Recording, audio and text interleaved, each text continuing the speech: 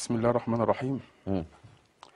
من قال أن الإمام لم يولد بعد فقد جهل وعد الله تعالى في السماء إذ وعدكم سنريهم آياتنا في الآفاق وفي أنفسهم أفلا يبصرون.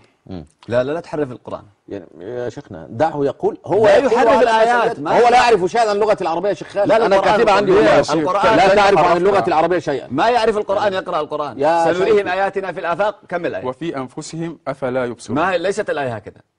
حتى يتبين لهم أنه الحق. أولم يكفي بربك أنه على كل شيء شهيد. هذا قرآن المهدي حقك؟ هذا قرآن المهدي حقي إيه؟ بالآيات التي أبين لها. أنت اقرأ الآية مرة ثانية.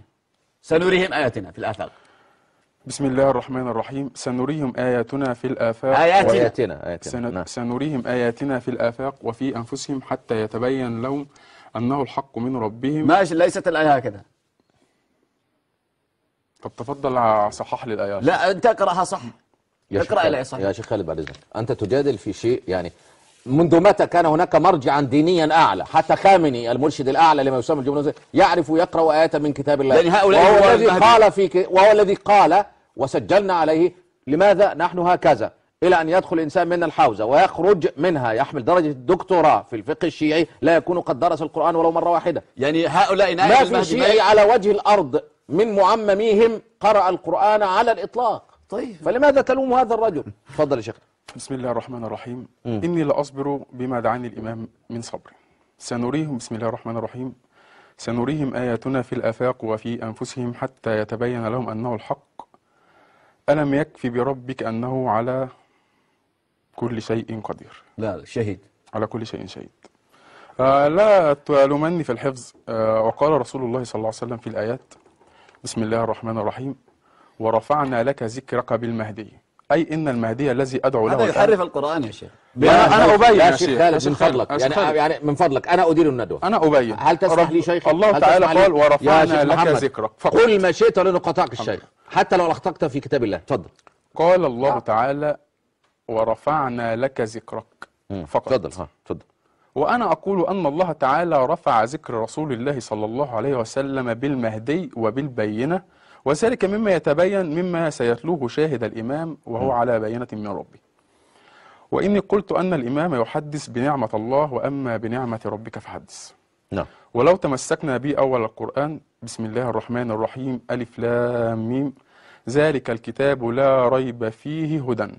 وذلك الهدى الذي قاله الله تعالى في الآيات إنه هدى المهدي الذي يهدي به المتقين الذين يؤمنون بالغيب، وذلك الغيب هو غيب الإمام المهدي في الغيبة، والهدى هو النبأ الذي يأتي به المهدي. وأنتم تقولون أفمن كان على بينة من ربه والإمام الحق والله بينه في الآيات بسم الله الرحمن الرحيم أفمن كان على بينة من ربه ويتلوه شاهدا منه وإن في صدد تلاوة ذلك الشاهد للناس ليتبينوا أنه الحق من ربهم. نعم. وكان من قبل هو إمام ورحمة في كتاب موسى وذلك نشهدكم. ولما سألتك يا شيخ خالد عندما تقول أين حديث المهدي في البخاري، ولنجيبك باختصار لأنك لن تعلم ولا أهل السنة لديهم ذلك على علم ليخرجوا البخاري ولا يتعلموا منه.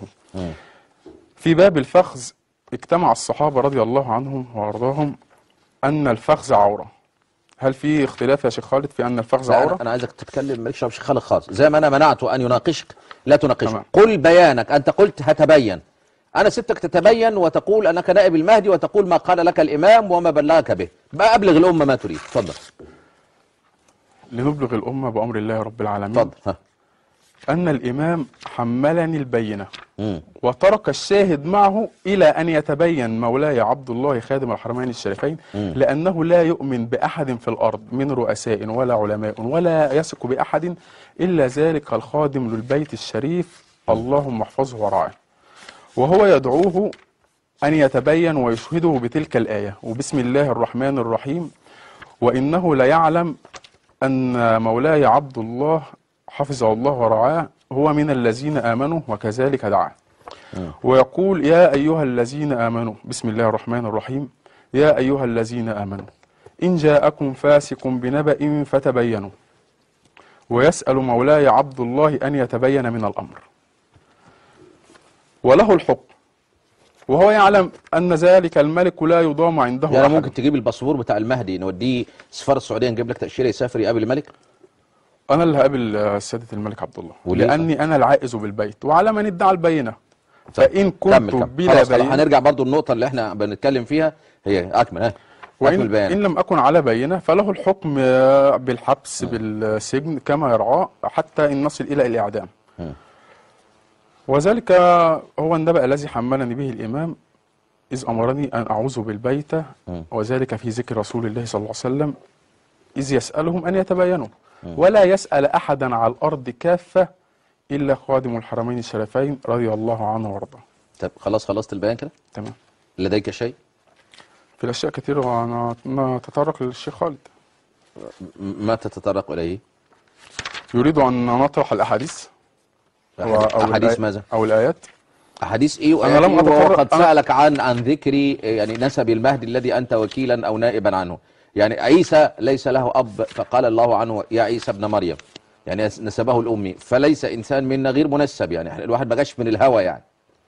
ذلك بيان للملك عبد الله، هو يحكم، رجل حاكم وهناك محكومين وهناك من يدعي. يعني هو المهدي ده نازل للملوك بس والرؤساء، يعني مش نازل للغلابه اللي زي كده؟ نازل للذين آمنوا، للذين آمنوا هم عليهم البيان. طب واشمعنى لما يروح يقابل الملك عبد الله مش هيضغى الملك عبد الله يعني؟ احنا هو يعلم أن الملك عبد الله إيه؟ سيتبين بالحق، ويعلم أن الإمام، ويعلم أن جلالة الملك عبد الله حفظه الله ورعاه سيتبين من الأمر ولا ينصرن الله ورسوله، لأن نصر الإمام من نصر الله يا عم ورسوله. تعالى يجي يقابلني انا وانا اروح بكره ميدان التحرير اعمل لك مظاهره مليونيه واعمل لك فيلم هندي قدام البتاع، ايه المشكله يعني؟ وأمن كشف السوء غير الإمام المهدي. يعني دلوقتي يا عم لما الملك عبد الله هينصر، تعالى بكره انت يقابلني الامام ويجي صفا هنا ويقابل مجموعه صفا واحنا نروح طالعين ونعمل على الفيسبوك ونلم لك 5 6 مليون في ميدان لا، ذلك أمر النصر ليس وننصر هذا الرجل يعني. ذلك ليس أمرا ماديا، إذ أعرض على مولاي عبد الله نصا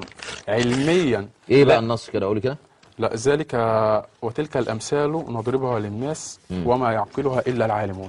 فمولاي عبد الله سيسخر الأمر بالعلم والعلماء ليتبين للناس الحجة الكاملة والدليل والبرهان، وهو علم القلم في خلق الإنسان.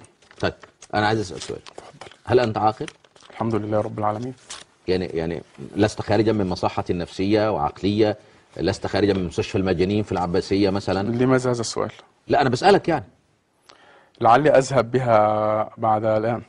لا يا شيخ محمد أنا على الهواء يعني، لا، أنا لست أجرح فيك شخصيا، لكن ما تقوله أنا لم أفهم منه شيئا والشيخ خالد لم يفهم شيئا، وأتحدى أقسم بالله أن يكون أحد من مشاهدي قناة صفا في العالم قد قاطبة يكون قد فهم شيئا، والإخوة في الكنترول يكونوا قد فهم شيئا. بس هو هل إذا قلت يقول رسول الله عرسقات في حد يا أخوانا فهم شيء؟ هل لأننا